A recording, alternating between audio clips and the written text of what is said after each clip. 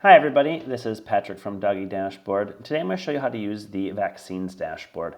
So here we're on the Pets with Upcoming Vaccines page. If you go to the vaccines here, you can see there's upcoming, expired, and missing. We're going to close that. So upcoming vaccines means pets that have vaccines that are going to expire within the next 2 months.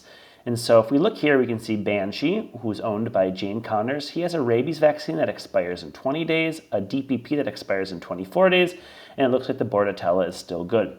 Over here, we have an email sender that tells us, alert, you have not sent Jane Connors a vaccine reminder email within the past 2 months. So we know we should probably send her an email for this to remind her that we need these vaccines on file.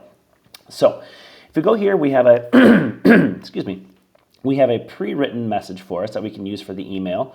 It just basically says our medical records indicate the following vaccines for Banshee need to be updated. And then these two here are usually going to be the ones right over here. Just always double check that the system pulls the 2 or 3 or 4 vaccines that need to be updated. And then right here at the bottom, it says, please provide proof of vaccination by replying to this email or bringing them to your next appointment. And then so if we want to, we could just send this email right now. And there, the email just got sent to Jane. And now it says success. We sent a vaccine reminder November 6th, 2024, 9:24 a.m.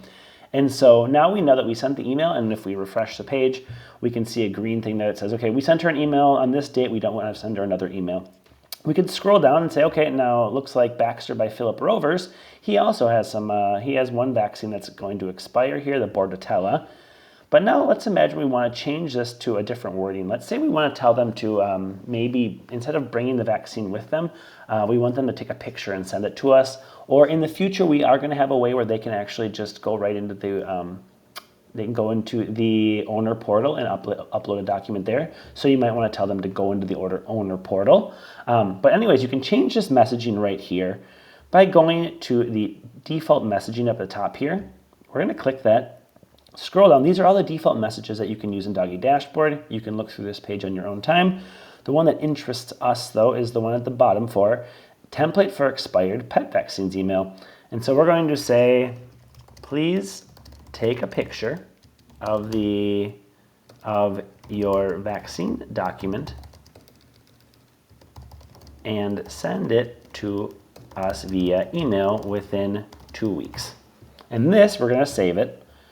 And now if we go back to the vaccines module, go back here, upcoming vaccines, there it says, please take a picture of your vaccine document and send it to us via email within 2 weeks. So that updated messaging is going to show up in this sentence right here. This first one's always going to stay the same because that's the one that talks about the vaccines they need to get fixed up. The second one is going to be your custom messaging there.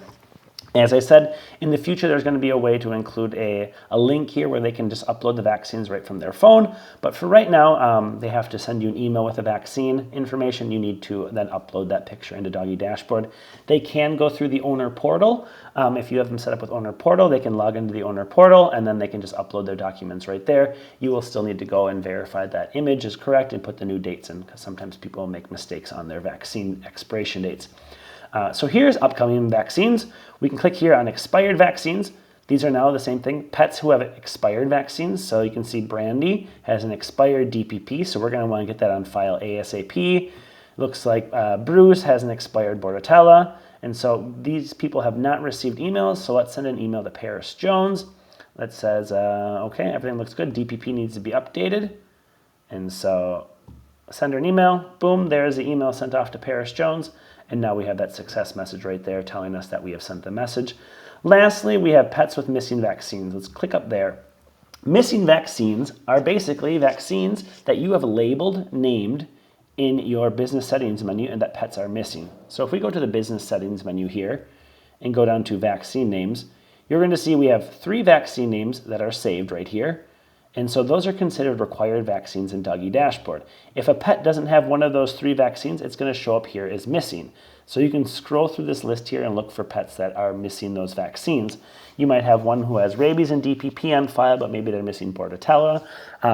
Now, if these vaccines are not required, let's say some people use 4 and 5 for things like heartworm or other things like that, you don't always have to, they're going to show up as missing, but you just have to know as a business or your staff that vaccine number 5 is not required. It'll show up here that it's missing, but you just have to know that we don't require vaccine 5 because it's just a heartworm or something like that. But this is just an easy way to scroll through your clients to see who's missing vaccines, who's missing your main important vaccines, and maybe who's missing vaccines for, you could do something like, if we make heartworm right here, we put not required, save that, and then if we refresh this page here, now you'll see heartworm not required.